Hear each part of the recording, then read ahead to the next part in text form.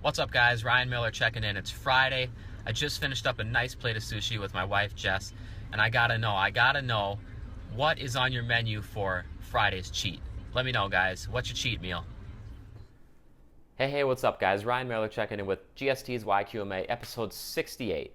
Today's topic is how do I know that I'm working hard in the gym? As a coach, and as a coach who takes the time to actually recommend weights for every exercise of every client's training program every single week, what I have to do is I have to make sure that when a client reports their training data to me and when they report their weights lifted to me per exercise every day of every week, I have to know that they're actually working hard. And being that I'm coaching them remotely, so I'm not with them, I'm not standing next to them, I can't see how hard they're working, I can't see their exertion level.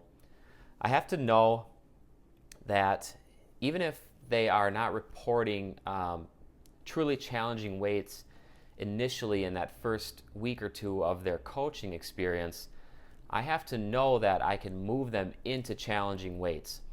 And so when I define working hard in the gym for somebody, because it really matters a lot, you need to be working hard when you enter the gym to make the biggest changes happen. And so when I define working hard, to me, in terms of weight training and completing a hard working set, you have to be pushing yourself to the point of high exertion. You have to reach that point of high exertion by moving as much weight as possible for the number of reps that you're supposed to be doing for that set. And you have to get to that point. And when you're at that point, when you're at those final few reps per set, you have to be questioning whether or not you want to continue moving forward with that set, because things are painful, they're challenging, it's mentally and physically exhausting. One set can leave you out of breath. It can ramp up your heart rate just like a high intensity sprint. One set can require a 3 to 5 minute break. And when those things are happening, you know that you're pushing yourself as hard as you possibly can. And while you don't want to push yourself to your absolute limit and breaking point during every single set, that's not recommended. You want to make sure that you are pushing yourself near that point, to that near failure point. And when I say near, I mean 1 to 2, maybe even 3 reps shy of failure. Generally 1 to 2 reps shy of failure is what I consider that near failure point. And the way that you can ensure that you're getting to the point where you're truly working hard in the gym is by implementing the principle of progressive overload into your training. And that is what I do for my clients always. I don't do any programming that doesn't implement the principle of progressive overload. So I want you to let that sink in. I'm somebody that does programming full time for clients every day of every week. And every single program that I put out implements progressive overload. Obviously, it's an important principle, and you need to understand what it is, and you need to know that it's the key to making sure that you're actually working hard in the gym. Because everybody can post up on Instagram or Facebook that they work harder than you. They work harder than everybody else. Outwork, outdo, putting in work.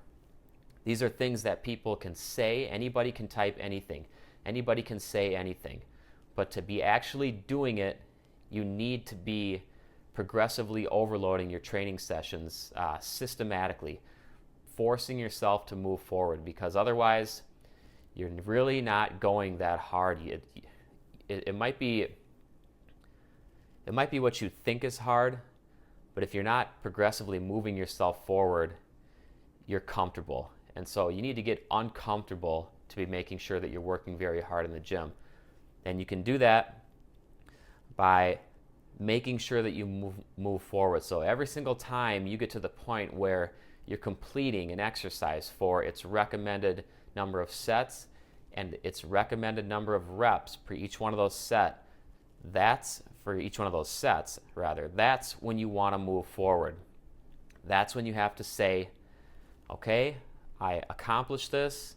I'm comfortable with this weight. It's time for me to either stay where I'm at, stay comfortable, and progressively work less hard because it's only going to get easier and more comfortable, or I get uncomfortable and I work harder.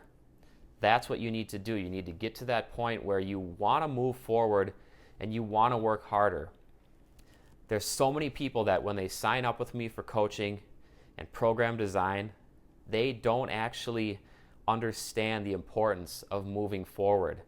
So they will be doing the same things in the gym with the same barbells, the same dumbbells, the same amount of pounds every single time. And it's just, it's great that they're active. I love that. It's great that they're going to the gym and they're putting in the work. But when they want to step up their game and they're not implementing progressive overload and moving forward on their own, they're not working as hard as they think they are. And my goal is to get them working harder. And that is what I do, because I look at their numbers. If they can move forward, I move them forward.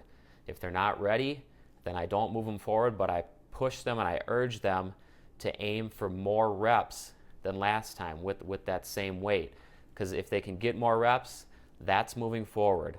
Once they reach that point where they're completing all of their goal reps for that exercise with that weight, I send their spreadsheet and it has more weight on there. It tells them to move forward. And even though a lot of times people will say, I'm not really sure if I can do that weight, I don't know if I'm able to do that or if I should be trying that. When they go in and they actually give it a chance and they actually put in that work to move that new weight, they end up doing really well. They end up very happy, obviously, because they've just moved to a level that they've never moved to before. And so they are pumped about that. Everybody's pumped about that. And from that point on, what they do is they end up setting PRs almost weekly. And this is a real motivator for them. And it's just it's an inside hidden benefit of making sure that you implement progressive overload and making sure that you force yourself to get to that point of hard work. So if you're doing your exercises right now and you're using weights that you're completing all your reps with and it's moderately challenging, you need to get uncomfortable, and you're actually not working hard. You're not working as hard as you think you are. And you shouldn't be sitting there saying, I work harder than you. I work harder than anybody else. I'm going in the gym. It's a battle in here. It's as hard as it gets. That's not the case. So step up your game.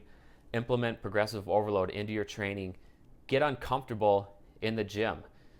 Everything should not feel comfortable. You should be straining, exerting yourself.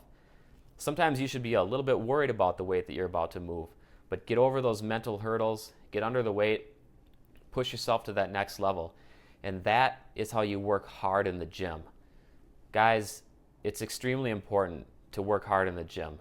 Don't go in there to be average. Be in there to do something new, move new weights, push new reps, and overcome those mental hurdles that have you stagnant. All right. This video was spur of the moment. I'm sitting here doing client programming, and I was thinking about a great topic for today's video. I was gonna do this video after training, after going through some of the questions that I've got through recently, but I realized I want to talk about hard work, because personally I've been putting in a lot of hard work lately with my business for my clients. I've been hustling like crazy and it's been paying off. And I wanted to talk about the fact that people that claim that they're working hard usually aren't.